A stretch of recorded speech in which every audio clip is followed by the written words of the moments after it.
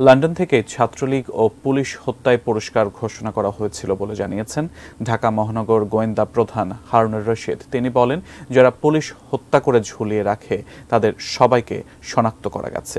শিগগিরই তাদের আইনের মুখোমুখি করা হবে। দুপুরে ঢাকা মহানগর গোয়েন্দা কার্যালয়ে এক সংবাদ সম্মেলনে তিনি বলেন, গত ২৮ অক্টোবর যারা পুলিশ হত্যা, প্রধান বিচারপতির বাসভবনে হামলা করা সহ নাশকতায় জড়িত ছিল, বিএনপি জামায়াতের নতুন কমিটিতে তাদেরকেই পদবি দেওয়া হয়েছে। সেই নেতারাই এবার কোটা বিরোধী আন্দোলন ঘিরে সহিংসতায় জড়িয়ে পড়েছে। নাশকতায় বিএনপি জামায়াতের অর্থদাতাদের তালিকাও তৈরি করা হয়েছে বলে জানান ঢাকা মহানগর গোয়েন্দা প্রধান।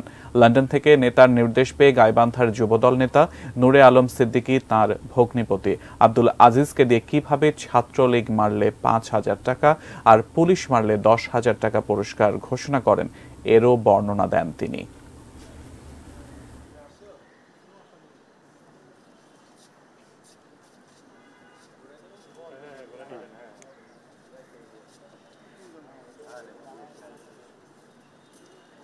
লন্ডন থেকে যে তুমি এই একটা ঘোষণা দিয়ে দাও যে ভাঙচুর করলে কত টাকা, আগুন লাগালে কত টাকা, ছাত্রলীগ মারলে কত টাকা, পুলিশ মারলে কত টাকা।